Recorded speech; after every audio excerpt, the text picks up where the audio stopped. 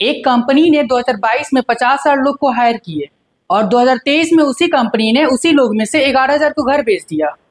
मैं बात कर रहा हूँ मेटा कंपनी की।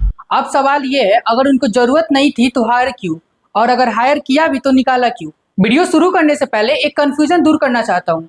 ले ऑफ और फायरिंग में डिफरेंस क्या है? देखो, ले ऑफ और फायरिंग दोनों सेम चीज नहीं होती है। फायरिंग तब होती है जब एम्प्लॉय की परफॉर्मेंस और बिहेवियर दोनों अच्छी नहीं हो, लेकिन ले ऑफ में एम्प्लॉय की कोई गलती नहीं होती है। मतलब आप परफेक्टली काम कर रहे हो, तब भी कंपनी बोल सकती है कि मुझे अब आपकी पोजीशन की कोई जरूरत नहीं है। ये जो कंपनी बोलती है मुझे अब आपकी पोजीशन की जरूरत नहीं है, ये डिसीजन कुछ रीजन पे लिया जाता है और आज के वीडियो में हम उसी रीजन पे बात करेंगे। सबसे पहला रीजन है ओवर हायरिंग का चक्कर। देखो, कंपनी खुद ही गलती करती है और इसका बिल एम्प्लॉय को देना पड़ता है। 2021 के पैंडेमिक के समय सब कुछ ऑनलाइन शिफ्ट हो गया था। शॉपिंग, मीटिंग से लेके क्लासेस तक सब कुछ ऑनलाइन। यहाँ पे कंपनी ने सोचा कि ये ग्रोथ लंबा चलेगा और इसी वजह से कंपनी ने मास हायरिंग शुरू कर दिया। और अमेज़न ने 2020-21 में 8 लाख से ज्यादा एम्प्लॉय को हायर किया। और जब 2022 में सब कुछ फिजिकली हो गया, ऑनलाइन डिमांड कम हो गया, तब कंपनी की रेवेन्यू रुक गई। इसका रिजल्ट ये हुआ कि कंपनी भारी मात्रा में ले ऑफ शुरू कर दी। दूसरा रीजन है वॉल स्ट्रीट की खुशी। कोई भी कंपनी पब्लिकली लिस्टेड होती है, मतलब उसका शेयर स्टॉक मार्केट में बिकते हैं। उस कंपनी में बड़े बड़े investors, funds, billionaire share holder होते हैं। अब अगर कंपनी ले ऑफ अनाउंस करेगी तो शेयर का क्या होगा? आप सोच रहे होंगे कि शेयर गिरेगा, बट ऐसा नहीं होता है। मैक्सिमम टाइम शेयर बढ़ता है।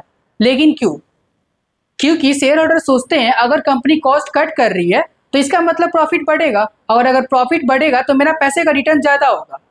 इसको एक एग्जाम्पल से समझिए। मेटा ने 2023 में 11,000 ले ऑफ किए और उसी दिन मेटा का शेयर 23% ऊपर गया। तीसरा रीजन है टेक्नोलॉजी और ऑटोमेशन। एक टाइम था जब बैंक्स में थाउजेंड ऑफ क्लर्क होते थे सिर्फ एंट्रीज करने के लिए, और जब कंप्यूटर आया तो क्लर्क चले गए। ये हिस्ट्री में बार बार होता है। जब प्रिंटिंग प्रेस आया तब स्क्रिप्ट गया, मशीन्स आया, मैनुअल वर्कर्स गए, सॉफ्टवेयर आया, डाटा एंट्री गई, और अब जब एआई आया है तो लाखों सॉफ्टवेयर इंजीनियर की जॉब गई। आईबीएम ने 2023 में अनाउंस किया था कि वो 7,800 जॉब सिर्फ एआई से रिप्लेस करेगा। सिर्फ आईबीएम ने। चेक, जो एक एजुकेशन कंपनी है, उन्होंने कहा था कि चैट जीपीटी आने की वजह से उनका बिजनेस 40% ड्रॉप हो गया है, इसलिए उन्होंने तुरंत ले ऑफ शुरू कर दिया। चौथा रीजन है बजट कट्स मैनेजमेंट। देखो, कभी कभी दो कंपनी एक साथ मर्ज हो जाती है, तब इसका इफेक्ट डायरेक्ट एम्प्लॉय पर पड़ता है। पहले दोनों कंपनी में अलग अलग HR team, finance team, marketing teams थी, और अब जब कंपनी मर्ज हो गई तो दो एचआर टीम का क्या करना, एक को निकाल दो। Simple maths. इसको एक एग्जाम्पल से समझते हैं। 2023 में माइक्रोसॉफ्ट ने $69 बिलियन में एक्टिविजन ब्लिजार्ड को एक्वायर किया। गेमिंग इंडस्ट्री में सबसे बड़ी डील में से एक।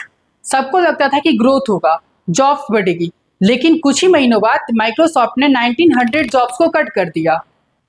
2023 में ग्लोबली 2.6 लाख से ज्यादा टेक एम्प्लॉय ले ऑफ हुए थे, सिर्फ टेक सेक्टर में। ये तो था कंपनी ले ऑफ क्यों करती है। अब जानते हैं इससे फाइट कैसे करना है। सबसे पहली बात, अपने जनरेशन के अकॉर्डिंग अपने स्किल्स को मॉडिफाई करते रहो, जैसे एआई, डाटा, कम्युनिकेशन को सीखो। दूसरी बात, कभी भी एक जॉब पे मत जाओ, मल्टीपल इनकम जनरेट करते रहो। तीसरी बात, कम से कम 6 मंथ का इमरजेंसी फंड रखो। चौथी बात, अपनी नेटवर्क इंक्रीज करते रहो, क्योंकि लोग जॉब देते हैं, पोर्टल नहीं। क्योंकि दुनिया में दो तरह के लोग होते हैं, पहले जो सिस्टम समझते हैं और दूसरे जो सिस्टम के शिकार होते हैं। अब आपको डिसाइड करना है कि आप अपने आप को किस साइड पे रखना चाहते हो। अगर वीडियो पसंद आई हो तो लाइक, सब्सक्राइब जरूर करें। मिलते हैं नेक्स्ट वीडियो में।